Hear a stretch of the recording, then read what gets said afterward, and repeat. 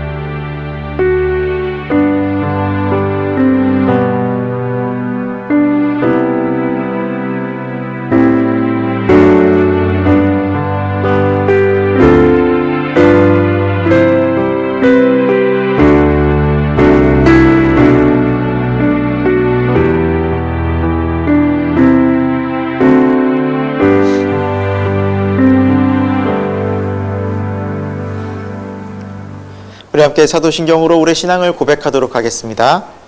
나는 전능하신 아버지 하나님 천지의 창조주를 믿습니다. 나는 그의 유일하신 아들 우리 주 예수 그리스도를 믿습니다.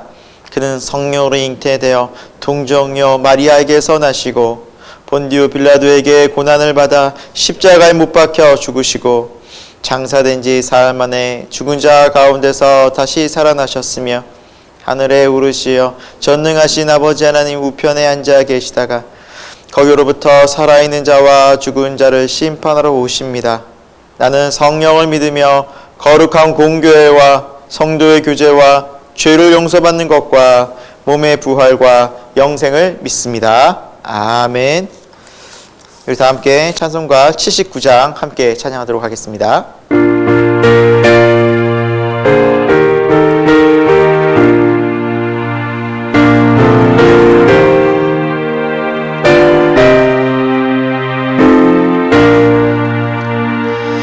주 하나님 지으신 모든 세계 내 마음속에 그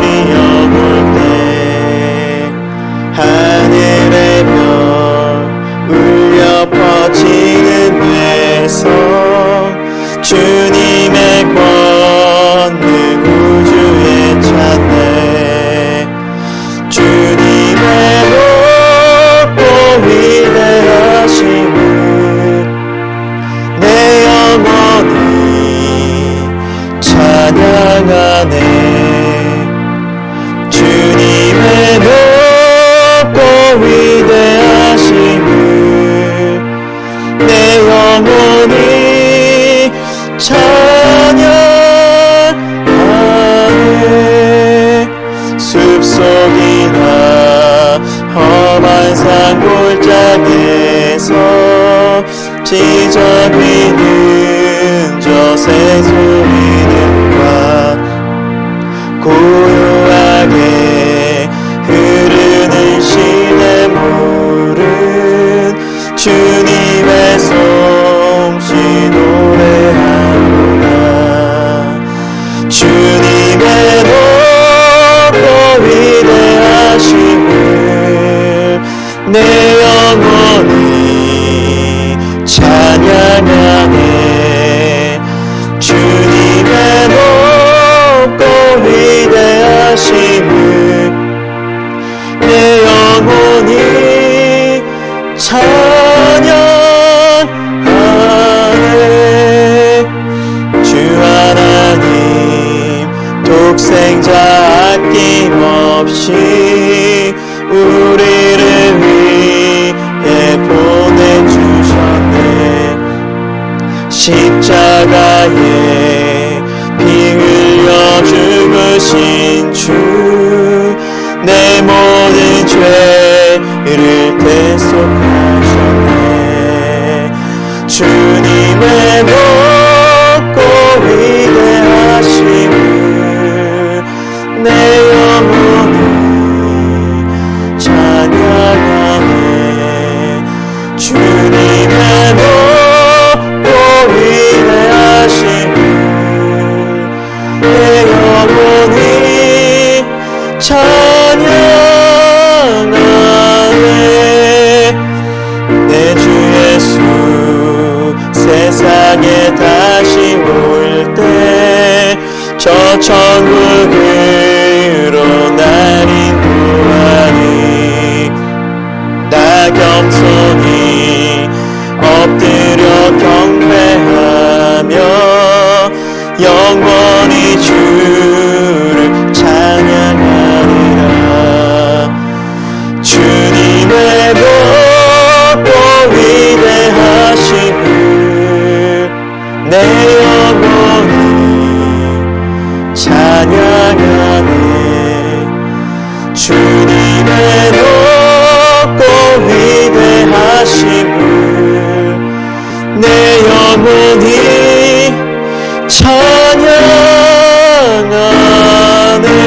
찬양하네. 이제 우리 함께 공동 기도문으로 기도하도록 하겠습니다. 우리를 사랑하시는 높고 영화로우신 주님을 높여 찬양합니다. 언제나 우리를 돌보시고 보호하시며 지키시는 신실하신 주님, 그 은혜와 사랑으로 우리가 다시 모여 주님을 예배하게 하시니 감사합니다.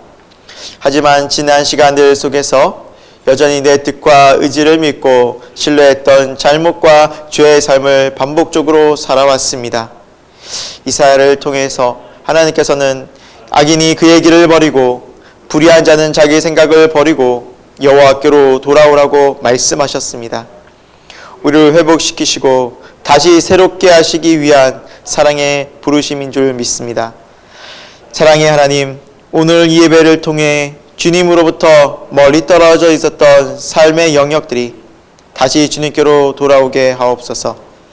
하나님의 길은 우리의 길보다 높으며 하나님의 생각은 우리의 생각보다 높으시니 겸손히 말씀 앞에 서는 이 예배가 되게 하여 주옵소서. 우리의 잘못된 생각과 삶의 습관들이 주님 앞에서 수정되게 하시고 날마다 반복되는 삶 속에서 변하지 않는 주님의 사랑과 은혜를 공급받는 우리의 삶이 되게 인도해 주옵소서.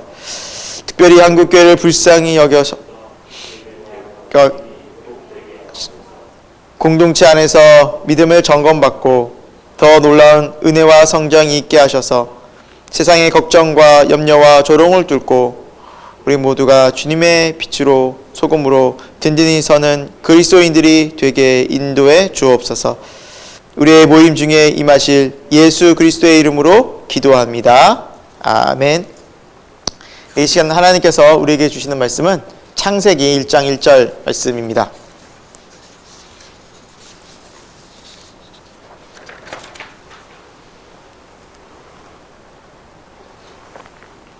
네, 창세기 1장 1절 말씀, 우리 너무나 또 잘 아시는 말씀이실 텐데 또 찾기도 쉬우시죠? 우리 처음 창세기 성경 첫 장 제 1면에 있습니다. 다 같이 한 목소리로 한번 읽어보겠습니다. 시작. 태초에 하나님이 천지를 창조하시니라. 네, 태초에 하나님이 천지를 창조하시니라. 오늘 이 말씀을 가지고 창조의 하나님이라는 제목으로 우리 하나님 말씀을 함께 나누도록 하겠습니다.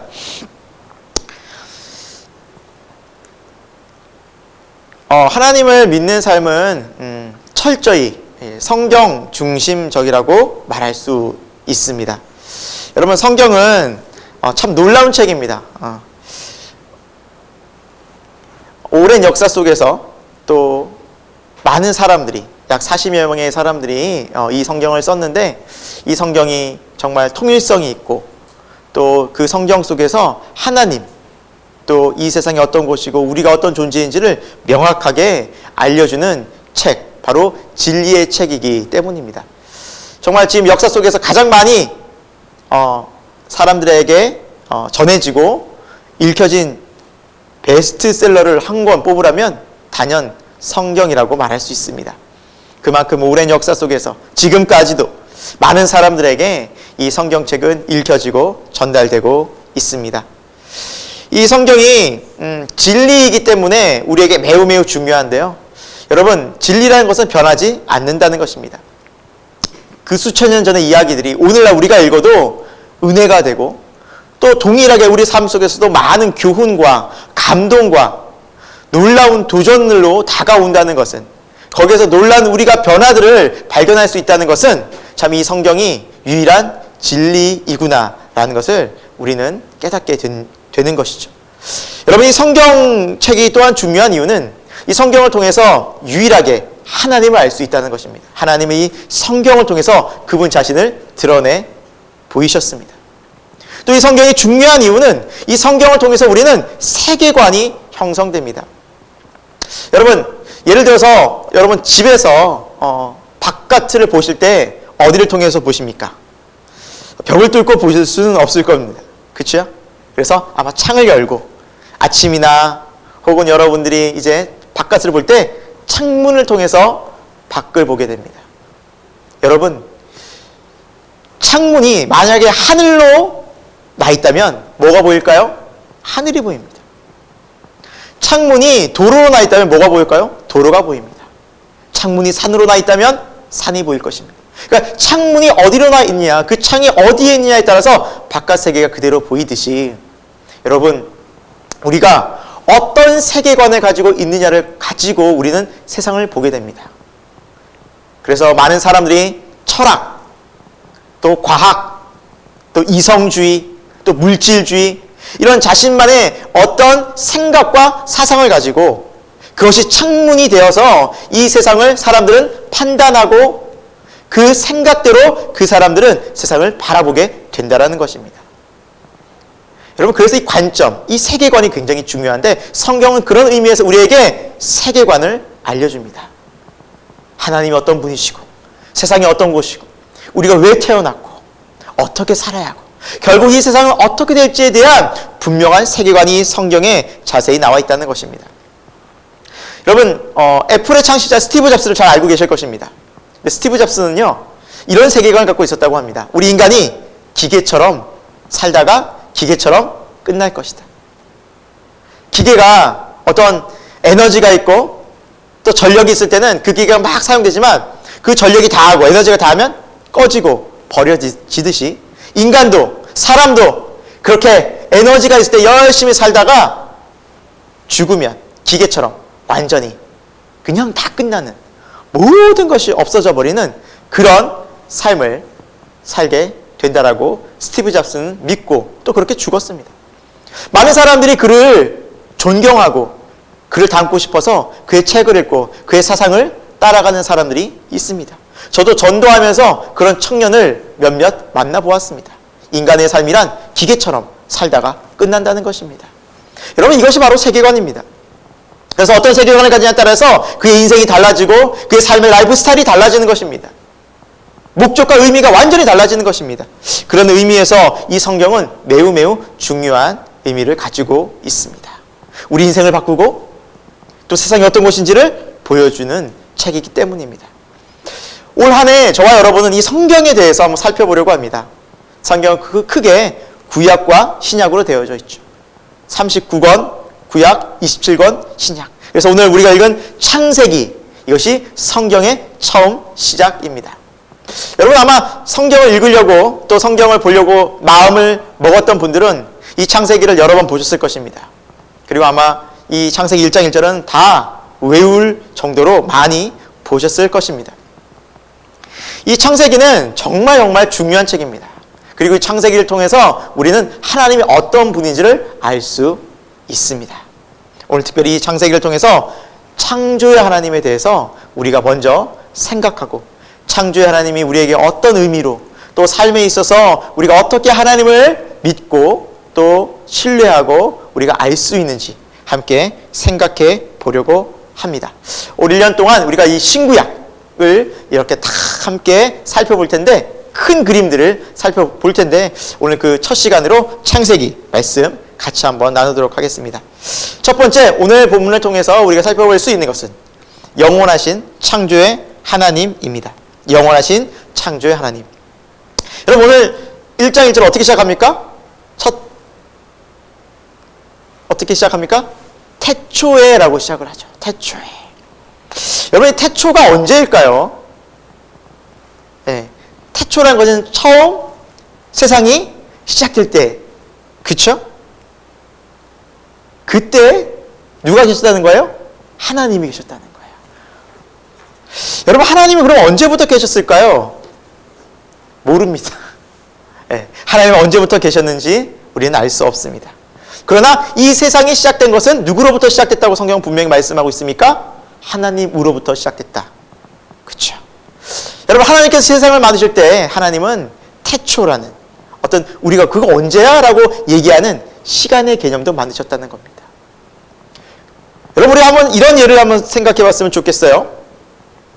제가 여기 핸드폰이 있죠. 네, 이 핸드폰이 있는데, 이 핸드폰이 있을 때, 이 핸드폰이 처음 만들어졌을 때 그걸 만든 사람이 먼저 있었기 때문에 이 핸드폰이 존재하는 것이겠죠. 그렇죠? 그래서 핸드폰보다 먼저 있었던 사람이 있었기 때문에 핸드폰이 존재합니다. 그래서 시간적인 순서로 보자면 사람이 먼저고 핸드폰이 그 다음입니다. 마찬가지로 이 세상이 창조된 어떤 시점이 있었을 텐데 그 세상보다 하나님이 먼저 계셨습니다. 그래서 하나님은 사실은 이 우리가 존재하는, 우리가 알고 있는 이 시간과 공간과 모든 것을 초월해서 계시는 분, 그래서 영원 속에 계시는 분이십니다. 여러분, 이것이 조금은 어려울 수 있습니다. 그 영원의 시간 속에 어떻게 보면 영원히 하나님은 계셨던 분입니다. 그분이 언제부터 계셨어? 이 의미 자체가, 질문 자체가 소용이 없는 것입니다. 의미가 없는 것입니다. 왜냐하면 그분이 언제부터 계셨는지를 우리는 시간 속에서 도저히 이해할 수도, 그 영혼의 개념을 알 수도 없기 때문입니다. 그분이 처음이고 그분이 모든 것이고 그분 가운데 모든 것이 출발했다고 성경은 말씀하고 있습니다. 그래서 하나님은 영원 속에서 계신 분입니다. 영원 속에서. 우리는 시간과 공간에 제약이 있죠. 과거와 현재와 미래. 우리는 현재만을 살아가죠. 과거를 바꿀 수 있습니까? 지나간 과거, 또 미래를 우리가 알 수나 있습니까? 없습니다. 철저히 우리는 현재만을 살아가는 제한된 삶입니다. 그러나 하나님은 영원 속에 계시다는 것은 시간에 구애받지 않으신다는 거예요. 그래서 여러분, 성경에 보면 주께는 하루가 1000년 같고 1000년이 하루 같다는 이 사실을 잊지 말아라. 베드로 사도가 말하고 있죠. 하루와 1000년이 무슨 의미가 있냐, 영원 속에서. 여러분, 이 영원한 하나님을 우리가 알 수 있고 영원한 하나님에 대해서 이해할 수 있다는 것은 참 놀라운 우리에게 복된 은혜가 있는데 그것이 뭐냐면 성경을 보면 아브라함을 만났던 하나님, 또 모세를 만났던 하나님, 다윗을 만났던 하나님, 베드로를 만났던 그 하나님이 영원 속에서 존재하신 하나님이라면 그 수천 년 전에 계셨던 하나님이 동일하게 오늘도 살아서 현재적으로 우리를 만나신다는 분입니다. 왜? 그분은 시간의 공간에 제약받지 않으시기 때문입니다. 그래서 여러분, 이 영원하신 하나님을 안다는 것은 오늘 이 시간에도 동일하게 살아계 역사하시는 아브라함에게 말씀하셨던 그 하나님이, 모세에게 말씀하셨던 그 하나님이, 살아계신 하나님이 오늘 나에게도 이 예배에도 동일하게 뭐 하신다는 거예요? 말씀하고 있다.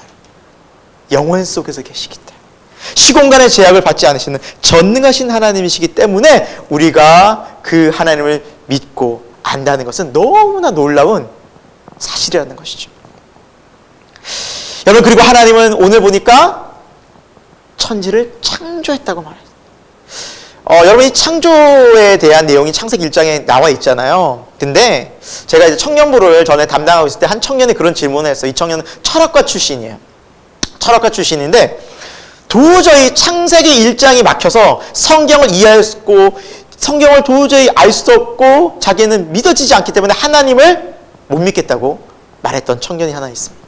그러니까 창세기 1장이 믿어지지가 않는, 어떻게 하나님이 하루 만에 하루 만에 뭐 하루는 뭐 해와 달을 만들, 하루는 뭐 땅과 식물을 다 만들, 하루는 동물을 어떻게 다 만드시고, 이게 말이 됩니까? 이게 어떻게 설명이 안 되지 않습니까? 목사님, 나무가 자라는데도 시간이 걸리고 동물이 커가는데도 시간이 걸리는데 어떻게 하루 만에 이게 다 된다는 것입니까? 과학적으로 도저히 설명이 안 되고 이해가 납득이 안 됩니다 라고 해서 저에게 상담을 의뢰했던 청년이 하나 있습니다. 제가 그래서 어떻게 했을까요? 열정을 가지고 열심히 설명해 줬습니다. 여러분, 믿음을 가졌을까요?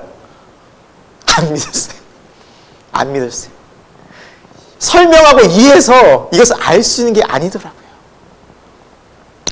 여러분, 많은 사람들이 이 성경을 믿을 수 없는, 이해할 수 없는, 과학적으로 설명이 안 되는 책이라고 해서 막 분석을 했다고 합니다.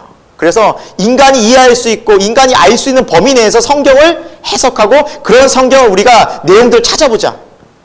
얼마나 남았을까요? 그런 내용이 얼마나 될까요? 자르고 보니 성경 앞면과 뒷면만 남았다고 합니다. 겉표지만 남았다고 합니다. 성경은 도무지 인간의 이성으로 과학적으로 다 설명이 가능하지가 않다라는 것입니다. 여러분, 그럼 여러분, 하나님을 우리가 다 이해하면 믿을 수 있을까요? 본다면 믿을 수 있을까요? 하나님을 보고 우리는 믿을 수 있을까요? 아닙니다. 우리는 너무나 우리 인간적인 생각으로 하나님을 이해하려고 하는 것입니다.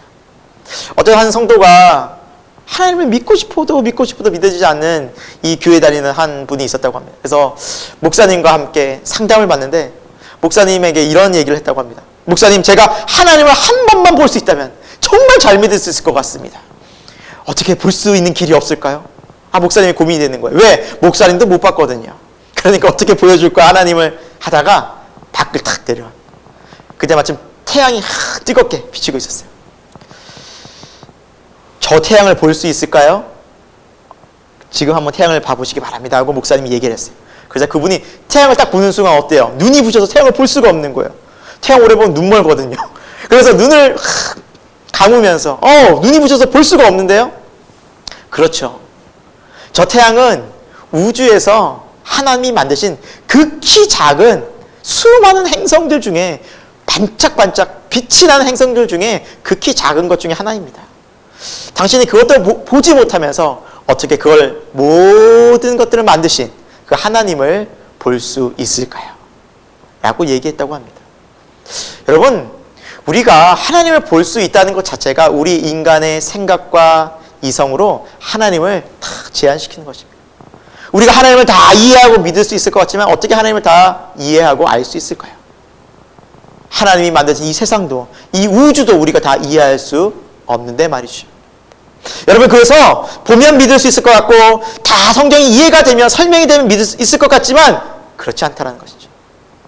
믿으면 이해되고 알게 됩니다. 그럼 성경이 어떻게 해서 믿어질까요? 그것은 은혜입니다. 은혜입니다. 이 믿음은 우리가 만든 것이 아닙니다. 그래서 믿음이 있는 사람을 보면 어린아이도 믿고 정말 아무것도 모르는, 학문도 제대로 배우지 못하는, 초등학교도 제대로 졸업하지 못한 분들도 믿고 하나님을 찬양하고 알게 돼요. 성경이 다 막 이해가 돼요. 어떻게 될까요? 그게 똑똑해서가 아니라는 거죠. 성령의 은혜라는 것이죠. 그럼 누가 이렇게 믿고 성령의 은혜를 받을 수 있을까요? 하나님을 겸손하게 찾는 자들이, 하나님을 만나고 하나님을 알고 싶다고 그분 앞에 나아가는 자들이 창조의 하나님, 전능하신 하나님을 하나님 빛 가운데, 성령 가운데 비춰 주신다는 사실입니다. 여러분, 우리가 그렇기 때문에 이 하나님을 책을 많이 보고 지식적으로 경험적으로 하나님을 알아가겠다? 아닙니다. 겸손히 간절히 하나님을 향해서 나아갈 때 하나님은 그분을 보여주신다는 사실입니다. 여러분, 성경의 창세기 1장에는 창조에 대해서 하나님이 말씀하고 있습니다. 첫째 날 무엇을 하시고 둘째 날 무엇을 하시고. 여러분 한번 보시면 하나님은 첫째 날 빛과 어둠을 만드셨고, 둘째 날 궁창, 그리고 궁창 위의 물과 궁창 아래의 물을 만드셨습니다. 셋째 날은 땅을 만드셨고 또 바다와 그 위의 식물을 하나님은 만드셨습니다. 넷째 날은 하늘은 별들을 만드셨고, 다섯째 날에는 바다 생물 또 새들을 만드셨고, 여섯째 날에는 짐승과 가축과 우리 사람을 창조하셨다라고 성경은 말씀하고 있습니다. 여러분, 이것이 그냥 전설일까요? 첫째 날, 둘째 날, 아니 어떻게 하루에 이걸 다 만들 수 있을까 하나님이? 도저히 이해가 안 되는데 여전히 우리에겐 이것이 의문으로 남아 있어야만 할까요? 여러분, 성경에서 이 첫째 날, 둘째 날이라는 이 날의 단어는 히브리어로 욤이라는 단어를 씁니다. 근데 이 욤이라는 단어는 24시간을 의미합니다. 그래서 하나님께서는 첫째 날이라는 설명 앞에 항상 저녁이 되고 아침이 되니라는 말씀하셨어요. 저녁과 아침. 왜요? 하루라는 의미죠. 저녁이 되고 아침이 되니, 하루가 지나니, 하루가 지나니, 첫째 날, 둘째 날. 여러분, 하나님은 하루하루 그것들을 우리 가운데 주시기 위해서 하나님의 영광 가운데 만들어 놓으셨다는 것입니다. 여러분, 이 욤이라는 단어는 24시간이라는 단어도 있지만 기간, 어떤 일정한 기간이라는 의미도 있습니다. 그래서 오늘날 교회 또 우리 장로교 내에서도 이 하루라는 것을, 이 첫째 날이라는 것을 어떤 기간이다, 24시간이 아닌 어떤 기간이다라고 설명하고 이해해야 한다라는 사람들도 있습니다. 저도 이 부분 때문에 오랜 시간 고민했습니다. 정말 이것이 24시간 하루일까, 아니면 어떤 오랜 기간일까, 수천 년 혹은 몇만 년의 기간일까. 그런데 이것을 24시간으로 볼 수 없는, 이해할 수 없는 가장 큰 이유가 바로 이것이었습니다. 하나님이 어떻게 24시간 만에 이것을 다 할 수 있지? 하루 만에 이것이 가능한가? 라는 질문입니다. 이것이 과학적으로 설명이 이해가 다 안 되기 때문입니다. 저는 지금 저의 고백은 하나님이 불가능한 것이 무엇이 있을까요? 아니 24시간이 아니라 하나님은 1분 1초라도 그것을 못하셨을까? 라는 생각이 들었습니다. 하나님은 하루 만에 그것을 만드셨습니다. 그리고 우리에게 일주일이라는 6일간에 만드시고 7일째 안식하시면서 이 일주일이라는 텀을 우리에게 주셔서 오늘 우리가 살아가는 이 삶을 보십시오. 라이프 스타일을 보십시오. 딱 일주일에 맞춰져 있지 않습니까? 그러면서 우리가 가장 이 세상에서 잘 살 수 있는 그러한 하나의 텀을 우리에게 만들어 주신 것도 바로 이 하루하루의 의미에 있지 않을까라는 생각을 갖게 되었습니다. 여러분, 하나님께 불가능한 것이 무엇이 있겠습니까? 하나님은 하루라서 너무 길다 혹은 너무 짧다 이러실 분이 아니라는 것입니다. 그분에게는 1분 1초라도 5분이라도 아니 몇 시간이라도 그분은 얼마든지 하실 수 있는 분이라는 것입니다. 그래서 우리가 왜 24시간이냐, 왜 하루냐라는 것에 집중할 것이 아니라 창조의 하나님, 전능하신 하나님, 영원하신 하나님께서 우리에게 이 세상 가운데 이 아름다운 피조물과 세상을 창조하시고 우리를 창조하셨다라는 그 창조의 믿음의 고백이 더 중요하다는 사실을 잊지 마시기 바랍니다. 이 창조의 하나님을 우리가 고백할 때, 이 경이로운 하나님을 우리가 고백하고 만날 때, 오늘 찬송가 앞에서 불렀죠? 79장. 주 하나님 지으신 모든 세계 내 마음속에 그리워볼 때 주님의 높고 위대하심을 내 영혼이 찬양하네. 여러분, 이 찬양이 우리 영혼 깊은 곳에서 터져나온 것이 더 놀라운, 하나님이 우리에게 창조의 의미를 알려주신 그 목적이 아닐까요? 사랑하는 여러분, 하나님이 이 세상을 창조하셨습니다. 하루하루 귀한 하나님의 뜻 가운데서 창조하셨습니다. 놀라운 섭리입니다. 우리 이 세상을 살아가면서 나를 보면서 하나님이 창조하신 것들을 바라보면서 오늘도 살아 역사하시는 그 하나님을 찬양하고 믿음으로 고백하고 그 아름다움 속에서 하나님의 놀라운 신비로움을 발견할 수 있는 저와 여러분이 되기를 소망합니다. 두 번째, 오늘 말씀을 통해서 살펴볼 수 있는 것은 사랑이 충만한 창조의 하나님. 우리 창조의 하나님은 사랑이 충만하신 분이십니다. 여러분, 왜 하나님께서 인간을 창조하셨고 이 세상을 창조하셨을까요? 생각해 보신 적 있으십니까? 왜 만드셨을까요? 하나님은 이미 부족함이 없으신 분이십니다. 모든 것이 완벽하게 계신 분이십니다. 요즘 어떤 모자람이 있고 결핍함이 있을 때 완전하신 하나님이라고 말할 수 없겠죠. 그분이 이미 완전하신 가운데 있습니다. 천사로부터 완전한 찬양과 경배를 받고 계셨습니다. 무엇이 부족해서 무엇이 더 필요해서 사람을 만든 것이 아닙니다. 세상을 만든 것이 아닙니다. 하나님이 세상을 만드실 때는 어떤 결핍된 사랑의 필요 때문에 더 얻고 싶어서, 모자라서 인간을 만드신 것이 아니라 넘치는 사랑 때문에 만드신 것입니다. 성부와 성자와 성령 하나님은 사랑 가운데 넘치는 사랑으로 충만하신 분이셨습니다. 이 넘치는 사랑으로 우리와 같은 형상으로 사람을 만들어서 우리가 더 넘치는 사랑을 그들과 나누자였습니다. 뭔가 부족해서가 아니었습니다. 그들과 더 사랑을 나누고 그들에게 이 사랑을 알려주고 싶은 하나님의 넘치는 충만하신 사랑이 바로 이 세상과 특별히 우리 사람을 창조하신 이유였다는 것입니다. 그래서 오늘 창세기 읽은 본문 아래쪽에 보면 26절, 27절 이렇게 말씀하고 있어요. 같이 한번 읽어보도록 하겠습니다. 하나님이 이르시되 우리의 형상을 따라 우리의 모양대로 우리가 사람을 만들고 그들로 바다의 물고기와 하늘의 새와 가축과 온 땅과 땅에 기는 모든 것을 다스리게 하자 하시고 하나님이 자기 형상 곧 하나님의 형상대로 사람을 창조하시되 남자와 여자를 창조하시고. 여러분, 하나님이 인간을 창조하실 때 유일하게 이 표현이 있어요. 우리의 형상을 따라. 다른 빛과 땅과 바다와 새와 이런 많은 피조물들은 이런 표현이 없어요. 오직 유일하게 인간을 창조하실 때 뭐가 있냐면 우리의 형상을 따라 성부와 성자와 성령 하나님의 형상을 따라 이 모습을 닮아 사람을 만들자. 그리고 남자와 여자를 창조하셨다. 여러분, 우리가 왜 소중할까요? 왜 귀할까요? 단 하나입니다. 가장 중요한 원리는 단 하나입니다. 하나님의 모습을 닮았기 때문에, 하나님의 사랑 가운데 하나님의 사랑의 모습을 따라 만들어졌기 때문입니다.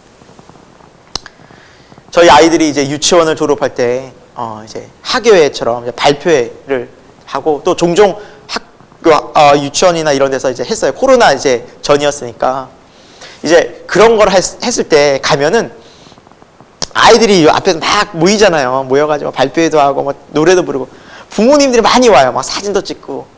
근데 사실은 아이들 다 예쁘죠. 그렇죠. 귀엽고, 그렇죠. 사랑스럽고 다 그런데 누구만 보일까요? 내 자식만 보여요. 진짜 그렇더라고요. 앞에 딱 나가서 노래를 딱 부르는데 우리 딸 어디 있지? 우리 딸 어디 있지? 뭐 다 사랑으로 봐야 되고 다 귀하지만 솔직히 안 보이더라고요. 뭐 저만 그럴까요? 다른 부모들 다 그래요. 우리 애만 찍는 거예요. 그냥 동영상 찍으면서도 줌으로 당겨가지고 다 애들 아름답고 귀하죠. 소중하죠. 근데 내 자식만 보여. 왜요? 그 자식이 뭐 더 예쁘고 내 아이가 더 아름답고 막 인형처럼 막 그리고 그 아이가 너무너무 말을 잘 말을 잘 안 듣는데 너무너무 말을 잘 안 들어 잘 들어서 그럴까요? 말 안 듣고 그래도 이 아이가 너무너무 사랑스러운 거예요. 왜? 내 딸이고 내 자녀 나를 닮았어. 우리를 닮아서 태어났기 때문에 존재 자체로 귀한 거예요. 여러분, 제가 핸드폰 자꾸 보이네요. 핸드폰 판매하려는 거 아닌데 안 보이죠? 여기 커버가 있어서 뭐 저는 아무튼 여기 핸드폰을 이렇게 여기 있는데 여러분 핸드폰을 만든 이제 회사들이 다양하지 않습니까? 우리나라에 저 뭐 밝히지 않겠습니다. 또 이게 또 혹시라도 문제가 되지. 이 핸드폰이 저는 이제 어떤 제품을 써요. 모 회사 제품을 쓰는데 뭐 삼성도 있고요, LG도 있고요, 애플도 있지 않습니까? 그런데 핸드폰에 문제가 생겼어요. 어떤 뭐 기능이 잘 안 되고 뭐 통화도 잘 안 되고 뭐 깨지거나 그러면 어디를 가죠? 삼성에서 만들었으면 삼성을 가고 LG 폰이면 LG 대리점을 가고 서비스 센터를 가고 애플이면 애플 서비스 센터를 갑니다. 이 어떤 삼성이라는 제품을 가지고 애플에 가게 되면 어때요? 굉장히 난감하고 굉장히 이상한 사람 대접을 받을 수밖에 없겠죠. 너무나 당연합니다. 문제가 생기면 그것이 만들어진 대로 갑니다. 여러분 이 전자제품 이것만 그럴까요? 뭐든지 그렇습니다. 문제가 생기면 사실은 우리는 쓰다가 문제가 생기면 어떤 뭐 옷을 입다가 문제가 생기면 그것을 판매하거나 그것을 만든 제조 회사로 갑니다. 자, 여러분 묻겠습니다. 그래서 사람에게 문제가 생겼어요? 우리에게 문제가 생겼어요? 우리 인간들에게 문제가 생겼어요? 어디로 가야 할까요? 많은 사람들이 가요. 문제가 생기면. 점집 많이 가더라고요. 요즘에 점집. 용한 분을 막 찾아가요. 제가 이게 차를 타고 이렇게 오다 보면 이렇게 북한산 옆으로 점집이 있는 것 같아요. 이렇게 왜 알 수 있냐면 위에 깃발이 있거든요. 깃발. 허름해요. 그런데요. 오고 가다 보면 그 앞에 그 허름한 그 집 앞 포장도 안 된 그 도로 앞에 차들이 막 좋은 차들이 막 쫙쫙 서 있어요. 차들이 쫙 서 있을 때가 음식점도 아닌데 그러니까 점집에서 점 보려고. 여러분 우리에게 문제가 생길 때 사람들은 그렇게 점집을 찾거나 아니면 뭐 친구를 찾거나 아니면 어디 뭐 마음이 답답해서 술집을 가거나 다른 곳에 많이 가요. 여러분 정말 가야 할 곳은 어디일까요? 우리가 정말 어디를 가야 우리가 회복되고 우리가 다시 새롭게 될 수 있을까요? 우리를 만드신 분께 가면 됩니다. 여러분 그렇지 않나요? 우리 너무나 잘 알고 있잖아요. 물건 쓰다가 물건 망가지고 문제 생기면 그 맞는 제조 회사로 가는데 우리 사람에게 문제가 생겼는데 어디로 가야 될지 몰라요. 우리는 알지 않습니까? 하나님께로 가면 됩니다. 여러분 믿으시기 바랍니다. 너무나 자연스럽게 우리는 이 것들을 가지고 가면서 왜 우리가 문제가 생기면 왜 하나님께로 안 갔습니까? 왜 하나님 먼저 안 찾습니까? 왜 하나님께 먼저 무릎 꿇지 않나요? 여러분 하나님께 나가면 사랑의 하나님은 우리를 오늘도 바라보시고 오늘도 우리에게 주목하시고 오늘도 우리를 찾고 찾으시는 분이 바로 그 하나님이라는 그것을 우리가 믿는다면 그 능력의 하나님, 그 창조 하나님께 나갈 때 우리는 우리 모든 문제, 어떤 문제든지 해결함을 받을 수 있다는 사실입니다. 여러분 그래서 성경은 말씀합니다. 호세아 6장 1절부터 3절인데 우리 같이 한번 읽어보도록 하겠습니다. 오라 우리가 여호와께로 돌아가자. 여호와께서 우리를 찢으셨으나 도로 낫게 하실 것이요 우리를 치셨으나 싸매어 주실 것임이라. 여호와께서 이틀 후에 우리를 살리시며 셋째 날에 우리를 일으키시리니 우리가 그의 앞에서 살리라. 그러므로 우리가 여호와를 알자. 힘써 여호와를 알자. 그의 나타나심은 새벽빛같이 어김없나니 비와 같이 땅을 적시는 늦은 비같이 우리에게 임하시리라 하니라. 아멘. 여러분, 하나님께로 돌아오라. 하나님께로 나아가라. 하나님께로, 하나님 찾으시면 우리를, 내가 너희를 기다리고 있다. 돌아오라. 너희가 찢기고 상하고 너희가 지금 너무나 어려운 것을 알고 있다. 그러나 내가 싸매어 줄 것이다. 도로 회복시키고 낫게 할 것이다. 다시 일으킬 것이다. 말씀하고 있지 않습니까? 사랑하는 여러분, 하나님께로 가면 하나님을 회복시켜 주십니다. 하나님을 찾으면 하나님의 길을 열어주십니다. 하나님께로 나아가면 방법이 있습니다. 이것이 믿음입니다. 제가 문제가 생기면 이 폰을 가지고 그 서비스 센터로 달려가듯이, 제가 진짜 실제로 문제가 있어요 지금. 이번 주에 달려가려고 합니다 지금. 여러분, 믿고 가잖아요. 하나님을 믿고 찾는 것, 하나님 믿고 나아가는 겁니다. 하나님 반드시 역사하신다는 사실입니다. 여러분, 개그우먼 조혜련, 지금은 집사님입니다. 이 집사님은 여러분 잘 아실 겁니다. 보통 분이 아니죠. 네, TV에서도 아주 그냥 강렬한 인상을 남기셨던 개그우먼인데, 이분이 2015년도에 예수님을 믿게 됐어요. 그녀의 나이 45세였습니다. 이분이 하시는 간증을 좀 들어봤는데, 이분은 오랜 기간 불교에 심취해 있었다고 합니다. 그리고 가족이 8남매였어요. 1남 7녀 중에 5번째로 태어나서 아들이 귀하던 그 집안에 딸들만 맞는 거예요. 그래서 취급도 받지 못하고 무시당하고, 그러면서 중간에 또 꼈잖아요. 5째니까 막 그냥 뛰려고 엄청나게 애를 쓰면서 살아왔대요. 그리고 자기 힘으로 뭔가를 이루려고 악착같이 악바리같이 하지 않으면 살아남을 수 없었기 때문에 그것에서 막 경쟁하듯이 살았다고 합니다. 여러분, 그 인생이 얼마나 피곤했을까요? 얼마나 힘들었을까요? 그러니까 늘 불안하고 늘 쫓기듯이 늘 막 긴장감이 있고 막 압박과 스트레스가 너무 많았던 거예요. 그런데 나름 열심히 살아가니까 어떤 성과는 있었어요. 인기도 있었고 심지어 일본까지 진출해서, 얼마나 대단한 분인 거 아니? 일본어를 하기 위해서 6개월을 공부했는데 일본어를 능통하게 하게 됐대요. 6개월 동안. 그러니까 얼마나 어떤 목표가 딱 있으면 그것을 이루기 위해서 그냥 악착같이 악바리같이 하는 분인지 모릅니다. 그런데 그렇게 열심히 살아왔는데 인생은 행복하지 않은 거예요.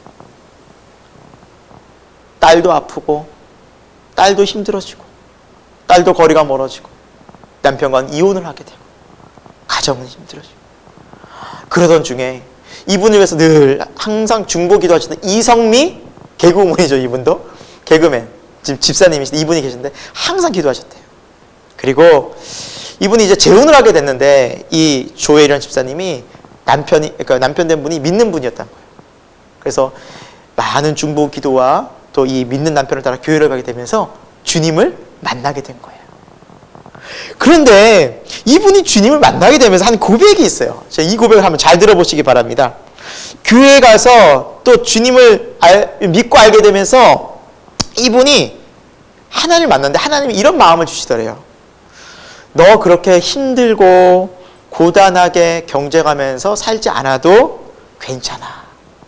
나는 너 있는 그대로 소중하고 사랑해. 지금까지 그 누구에게도 들어보지 못한 그 메시지를 들으면서 무거운 짐이 45년간 그녀의 어깨를 짓눌러왔던, 고통 속에서 지냈던 모든 짐들이 다 벗겨지고 마음의 자유와 평안이 쫙 찾아오는데, 그러면서 하나님 앞에 너무너무 감사해서 뜨거운 눈물로 감사하며 기도하는, 그리고 간증하시면서 그거 얘기하시면 우시더라고요. 그러니까 그 하나님을 만난 거예요. 그 창조의 하나님을 만난 거예요. 어떤 하나님? 사랑의 창조의 하나님. 사랑과 은혜가 풍성한 그 하나님을 만나니까 그 안에서 막 자유와 기쁨이 넘치는 거예요. 뭐요? 회복된 거예요. 여러분, 주님만이 우리를 너무너무 잘 아시고요. 오늘도 주님은 살아계셔서 우리를 바라보고 계시고 우리의 고통과 우리의 모든 문제와 염려를 알고 계세요. 이미 알고 계세요. 그분에게 답이 있어요. 그분을 찾고 나아가고 기도하고 주님 앞에 무릎 꿇을 때 하나님 우리를 회복시켜 주시고 우리를 새롭게 하시고 우리를 고쳐 주실 줄로 믿습니다. 하나님은 이런 사랑의 창조의 하나님이십니다. 우리 세 번째 오늘 말씀을 통해서 마지막으로 알 수 있는 것은 모든 것의 주인 되시는 창조의 하나님. 그러니까 우리 창조의 하나님은 모든 것의 주인 되셨다는 겁니다. 태초에 하나님이 천지를 창조하시니라. 하나님이 만드셨다. 여러분 그냥 상식적으로 봐도 만든 사람이 주인 아니겠습니까? 그렇죠? 하나님이 주인이십니다. 여러분 성경을 이제 보면서 읽으면서 우리가 계속해서 설교를 들으면서 아마 이 포인트가 계속 강조될 겁니다. 누가 주인이다? 하나님이 주인이다. 내 뜻대로 내 마음대로 될 것 같지만 절대 그렇게 되지 않는다. 철저히 우리는 고백하게 될 것입니다. 여러분 역사에 보면 알렉산더 대왕을 여러분 아실 것입니다. 알렉산더 대왕은 33살의 나이에 유럽, 아프리카, 아시아 지역까지 그냥 광활한 지역을 다스리던 또 더 확장하고 충분히 막 더 큰, 더 넓은 지역까지 나라를 다스릴 수 있을 만한 능력이 되고 준비가 된 사람이었습니다. 그런데 그는 33세 죽었습니다. 30대 초반에 죽었어요.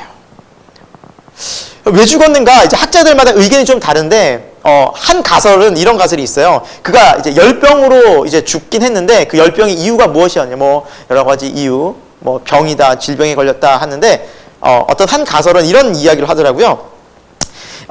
전쟁이나 이런 데서 이게 뭐, 항상 긴장감이 맴도니까, 재미있게 놀 거리들이 또 필요하잖아요. 그래서 원숭이를 데리고 놀기를 좀 좋아했다고 합니다. 사람들이 뭐 아프리카나 이런 데 가면. 그래서 원숭이를 보고 재롱을 보다가 그 원숭이가 이제 손가락을 문 거예요. 알렉산더 대왕.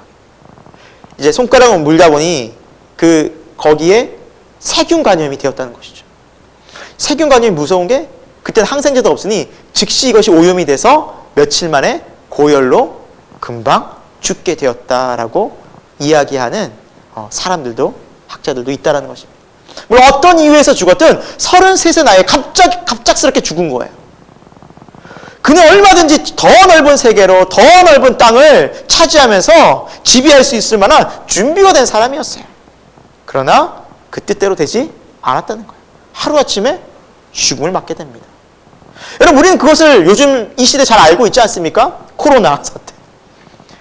작년 2020년 코로나 시작할 때만 해도 이제 중국에서 2월 달에 1월 말부터 중국에서 또 이제 문제 났으니 이제 좀 빨리 했으면 좋겠다. 마무리했으면 좋겠다. 그냥 별일 아닌 것처럼. 그러나 한국으로, 일본으로, 아시아로, 유럽으로, 미국으로, 남미로 전 세계가 2020년을 그렇게 코로나로 지내다가 지금 우리도 지금 마스크 쓰고 예배드리고 마스크 쓰고 살아가고 온통 코로나 시대를 올 한 해도 살아가고 있어요. 언제 어떻게 끝날지 몰라요. 한치 앞을 예상할 수 없다라는 거죠. 여러분, 그러나 이것을 다 아시고 다 주관하시고 이것을 모든 것을 알고 계시는 분이 계십니다. 그분에게 속했다라고 분명히 말씀하는 분이 계십니다. 바로 하나님이십니다. 출애굽기 19장 5절에 하나님이 이렇게 말씀합니다. 세계가 다 내게 속하였다. 내 말을 듣고 언약을 지키면 너희 모든 민족 중에 내 소유가 되겠다. 세상이 모두 내게 속하였다.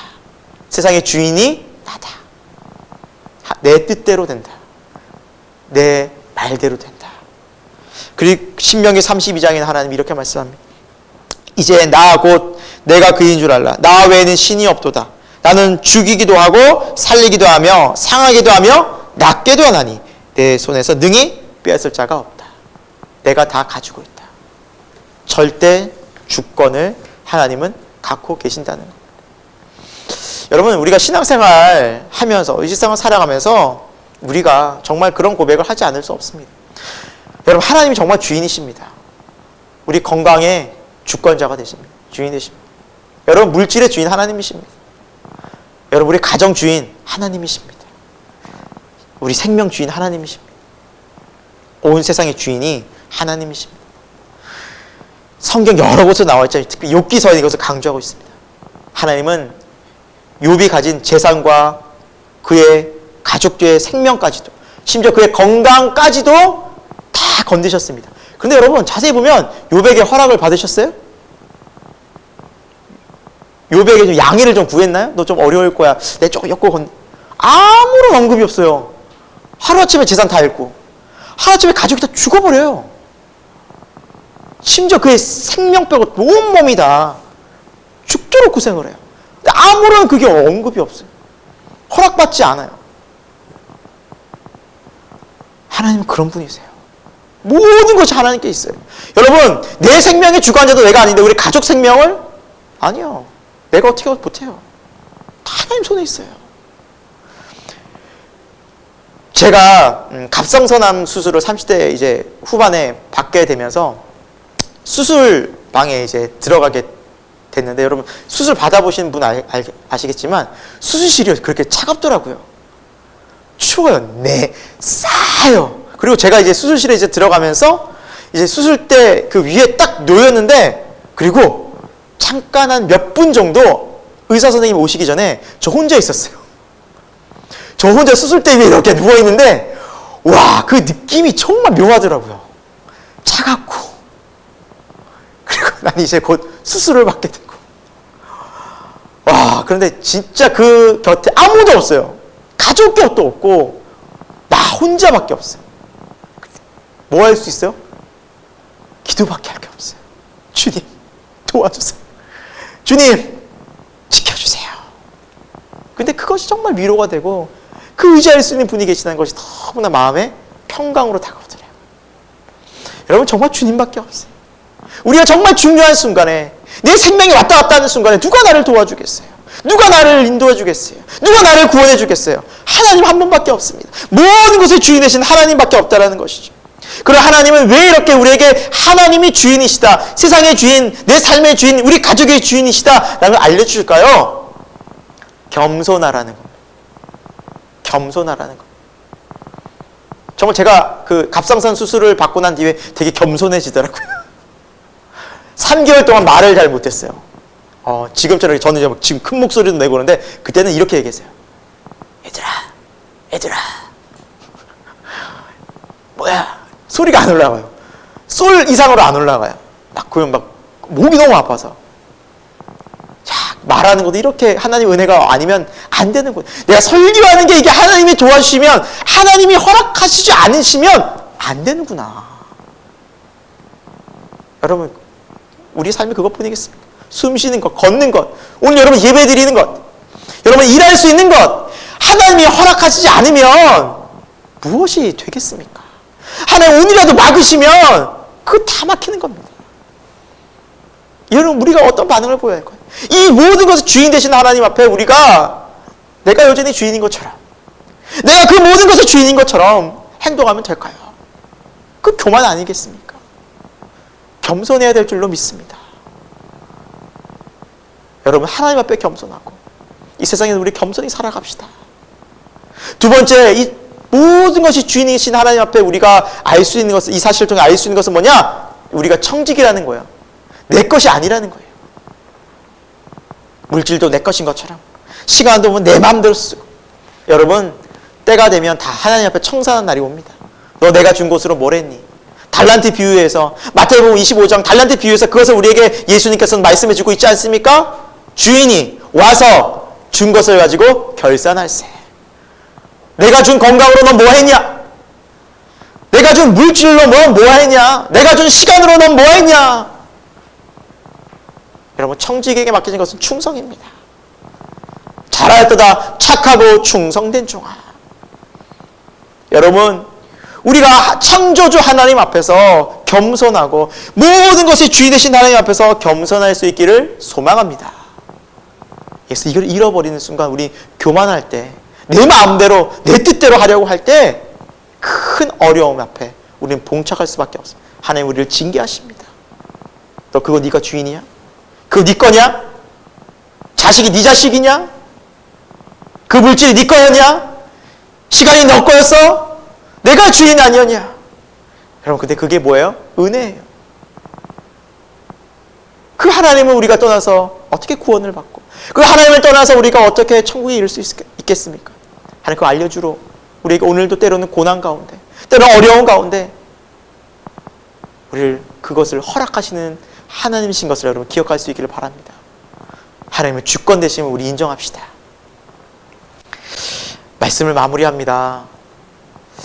여러분, 하나님이 이 세상을 창조하시고 이제 마지막 날에 7일째 뭐 하셨습니까? 한번 같이 읽어볼까요? 하나님이 그 일곱째 날을 복되게 하사 거룩하게 하셨으니 이는 하나님이 그 창조하시며 만드시던 모든 일을 마치시고 그날에 안식하셨음이니라. 여러분, 7일째 사실은 이 주일이죠. 거룩한 하루. 하나님 안에서 하나님은 우리에게 안식을 허락하셨습니다. 근데 하나님이 안식을 허락하시면서 하신 말씀이 있어요. 그날을 복되게 하셨다. 거룩하게 구별하셨다. 여러분, 하나님은 뭐 피곤하셔서 쉬신 분이 아니에요. 그분 피곤하지 않으신 분. 안 쉬셔도 돼요. 근데 그 안식일 날 뭐 하셨을까요? 아담과 하와를 보지 않으셨을까요? 뭐 하고 있어요? 복 주시기 위해서. 아담과 하와를 집중하셨을까? 야, 나는 세상 다 만들었고 아담과 하와 너 이제 내가 여기 줬으니까 에덴 동산에서 네가 알아서 그냥 살아라. 나 좀 쉬러 좀 별에 좀 쉬어야겠다. 그러셨을까요? 휴가 좀 갔다 와야겠다. 애를 좀 썼으니 피곤하네? 아닙니다. 하나님은 그 안식하시면서 복 주시기 위해서 누구를 보셨냐면 아담과 하와 보셨어요. 그러면 이 안식일에, 이 주일에 하나님은 복 주시기 위해서 누굴 보신다는 거예요? 하나님은, 이 영원하신 하나님은 우리를 보고 계신다. 이 주일에. 그래서 주일 신앙이 너무 중요한 거예요. 하나님 안에서 안식하면서 하나님의 복과 은혜를 누리면서 우리는 회복되는 거예요. 하나님께서는 이 6일간 세상을 창조하시고 이 7일째 안식하시면서 이 날을 정말 복되고 거룩하게 하셨어요. 누굴 위해서? 우리를 위한 거예요. 하나님은 우리에게 필요한 복을 주시고요. 또 하나님은 우리에게 집중하고 계시는 거예요. 하나님 우리를 바라보고 계시는 거예요. 너희가 지금 뭐가 필요하고 뭐가 지금 어렵고 이래서 찾아왔고 나를 예배하는구나. 내가 너를 바라보고 있다. 여러분, 이때 우리의 시선과 우리의 마음은 어떠해야 할까? 이때 우리가 주님을 바라본다면 그 눈이 마주치는 겁니다. 믿음의 눈을 가지고 하나님을 바라볼 때, 하나님을 예배할 때, 하나님을 찾을 때 정말 하늘의 복과 신령한 은혜와 감사와 기쁨과 소망과 회복이 있는 줄로 믿으시기 바랍니다. 그래서 주일이 너무 중요한 것입니다. 이 주일을 지키는 것은 삶의 가장 중요한 기초입니다. 여러분, 우리 삶이 흔들리고 어렵고 할 때 주일 체크해 보면 돼요. 내 주일 어떻게 드리고 있나. 정말 답 나옵니다. 답 정확히 나옵니다. 주일을 잘 하나님 앞에 성실하게 지키고 하나님 앞에 최선을 다하여 나아가고 하나님과 이 영적 교감이 있는 삶이라면 그 삶은 뭐예요? 점점 강건해집니다. 회복됩니다. 하나님의 약속이기 때문에 오늘도 영원히 살아계신 하나님께서는 이 주일을 복되게 하시고 거룩하게, 다른 날과 달리 거룩하게 구별해 놓으셨습니다. 여러분, 우리의 믿음이 이제 이 창조의 하나님을 만나고 경험하는 살아있는 믿음이 되기 위해서, 생명력 있는 믿음이 되기 위해서는 이 주일을 귀하게, 가장 귀하게, 가장 소중하게, 또 가장 철저하게 지키며 하나님을 찾는 저와 여러분, 우리 새생명교회 모든 교우들 가정 되기를 예수 그리스도의 이름으로 축원드립니다. 함께 기도하겠습니다. 하나님, 오늘 우리가 살아계신 하나님 앞에 귀한 예배를 드렸습니다. 하나님은 오늘 말씀처럼 창조의 하나님이십니다. 영원히 계셨고, 그리고 하나님은 사랑으로 충만하셨어요. 우리를 만드셨고, 또 하나님 모든 것의 주인 되시는 전능하신 분이십니다. 그 하나님을 우리가 아버지라 부를 수 있는 것이 얼마나 놀라운 은혜입니까? 사랑과 능력의 하나님 아버지를 고백하고 예배하는 복된 주일이 될 수 있도록 늘 인도하여 주옵소서. 우리의 상황 형편을 다 알고 계시는 주님, 우리의 문제들과 어려움과 고통이 무엇인지 다 이미 알고 계시는 주님께 나왔습니다.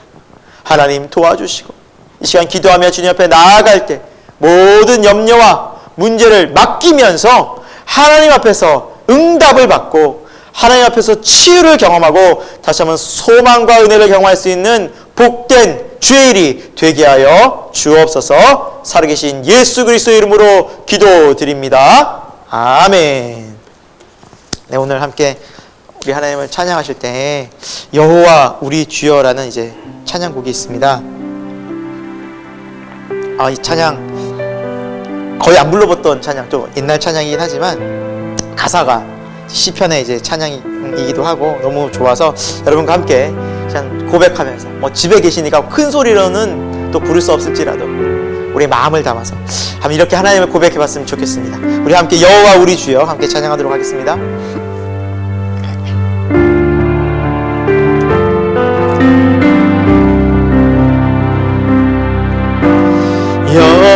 여호와 우리 주여 주의 이름이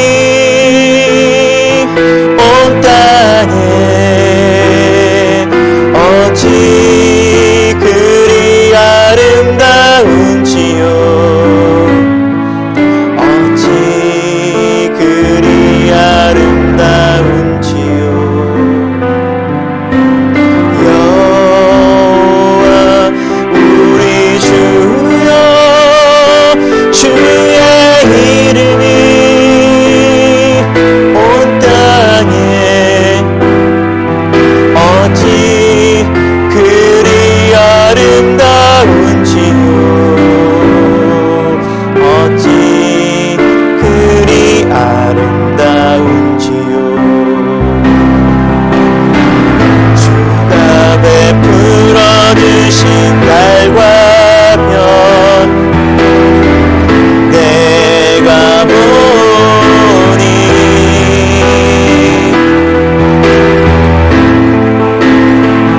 불어주신 달과 별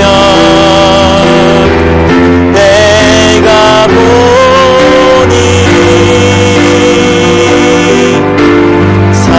사랑이 무엇이 관대 주께서 저를 생각하시며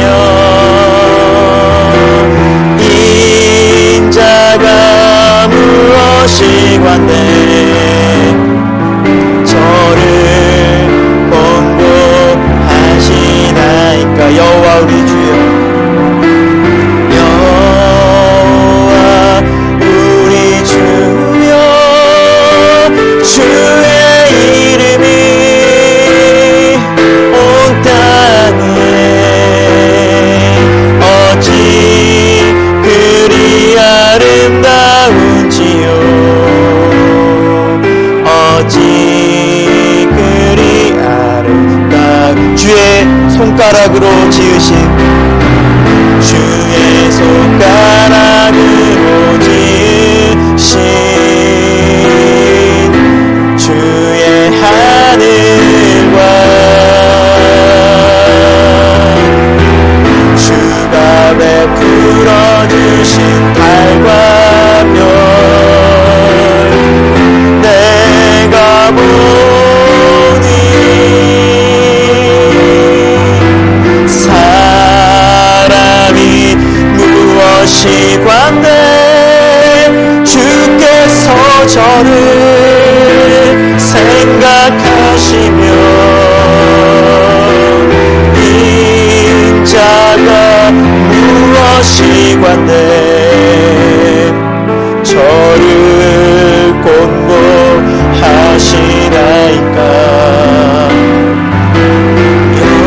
여호와 우리 주여 주의 이름이 온 땅에 어찌 그리 아름다운지요 어찌 그리 아름다운지요. 사랑하는 여러분, 우리가 함께 이 시간 기도하기 원합니다. 눈을 감고 마음을 모아 하나님을 바라봅시다. 오늘도 영원히 살아계신 하나님, 사랑과 은혜로 함께 하신 하나님, 모든 것의 주인 되신 하나님, 우리가 그 하나님을 믿고 살아간다고 하지만 내가 여전히 계속해서 주인처럼 물질도 시간도 내 마음대로 내 생각대로 쓰진 않았는지 겸손히 주님 앞에 다시 한번 그 모습들을 회개하며 나갔으면 좋겠습니다. 또 많은 문제들 가운데, 어려운 가운데 하나님을 찾지 못하고 그 문제들을 꽁꽁 싸매며 마음속에 고통 중에 있지 않았는지 다시 우리 사랑과 능력이 하나님 앞에 나갔으면 좋겠습니다. 오늘도 살아계신 하나님, 나를 만나주신 하나님, 나를 바라보고 계신 그 하나님의 사랑의 시선을 우리가 느끼는 거룩한 예배가 기도가 되길 소망합니다. 우리 함께 간절히 함께 기도하도록 하겠습니다. 하나님 감사합니다. 오늘 이 시간 우리가 이 거룩한 예배를 통하여서 살아 역사하신 하나님, 오늘도 영원히 함께 하시는 하나님을 우리가 예배하고 기도하고 주의 말씀 속에 다시 한번 위로와 회복을 얻을 수 있게 하시니 감사를 드리고 영광을 올려드립니다. 하나님, 우리가 살아가는 세상 정말 많이 어렵고 힘듭니다. 하나님, 그러나 우리가 더 어려운 것은 바로 하나님을 믿는다 하면서 빠른 하면서도 하나님을 정말 주님 믿지 못하고 하나님의 주권을 인정하지 못하고 살아가는 우리의 모습들을 회개하기 원합니다. 하나님, 용서하여 주옵소서. 어려운 힘든 순간에 하나님께 겸손히 찾지 못하고 기도하지 못했던 우리의 모습을 회개합니다. 하나님, 그리고 내가 삶의 여전히 주님 것처럼 행세했던 모습들을 회개합니다. 하나님, 도와주옵소서.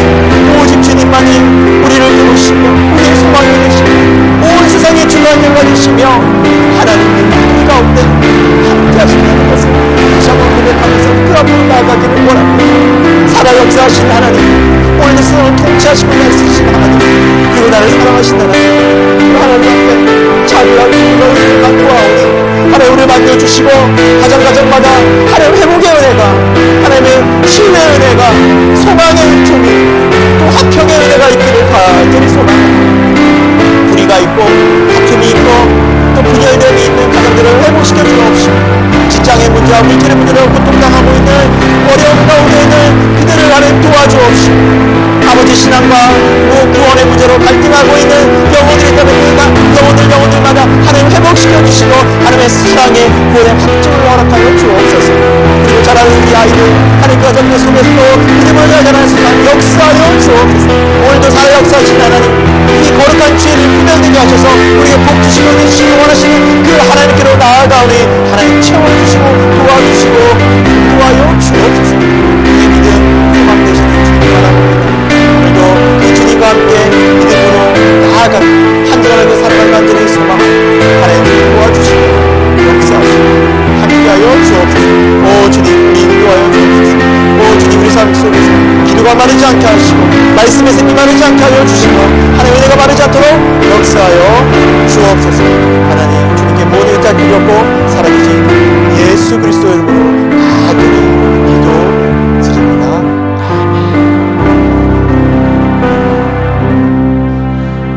하나님, 오늘도 우리와 함께 하시는 영원하신 하나님을 찬양하며 감사드리며 영광 올려드립니다.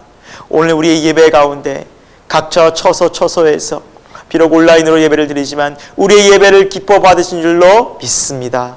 하나님, 우리가 늘 살아계신 하나님을 의식하며 창조의 하나님을 바라보며 믿고 그 하나님 앞에서 겸손히 살아갈 수 있는 복된 인생이 되게 하여 주옵소서. 무엇보다 이 거룩한 주일을 정말 하나님께서 복되고 거룩하게 하셨사오니 우리도 이 날을 거룩하고 복된 은혜로 정말 맞이하고 또 기대하고 소망하는 이 주일이 되게 하여 주옵소서. 하나님, 우리가 한 주간도 삶을 살아갈 때 늘 선하게 그 일을 인도하여 주시고, 여러분 코로나 때문에 하나님 많이 어려울 수 있습니다. 하나님, 또 물질적인 어려움, 건강의 어려움, 갑작스럽게 닥친 가정의 어려움 가운데 있는 우리 성도들을 지켜보호하여 주시고 하나님 도와주옵시며 하나님의 능력의 손길로 함께하여 주옵소서. 그 마음의 평강과 하나님의 은혜로 채워주셔서 하나님 넉넉히 그 모든 상황들을 말씀과 기도로 이겨내게 하여 주옵소서. 하나님 앞에 귀한 헌금을 드립니다. 마음과 뜻과 정성을 다하여 드리는 헌금 가운데 하나님 역사하여 주시고 물질적으로도 곤비치 않도록 하나님 우리 삶을 채워주옵시며 모든 물질의 주인 되시는 하나님을 고백하는 그러한 믿음의 신앙인 되게 하여 주옵소서. 지금은 우리 주 예수 그리스도의 십자가의 놀라우신 은혜와 하나님 아버지의 영원하신 사랑하심과 성령 하나님의 감화 감동 역사하심이 오늘도 함께 예배를 드리며 창조의 하나님을 의지하고 믿고 고백하며 나아가기를 다짐하고 결단하는 우리 새생명교회 모든 교우들과 가정들 가운데, 지금 코로나로 힘들어하는 이 땅 가운데, 특별히 이 위기 속에 있는 한국 교회 가운데 지금으로부터 영원토록 함께 하옵시기를 간절히 축원하옵나이다. 아멘.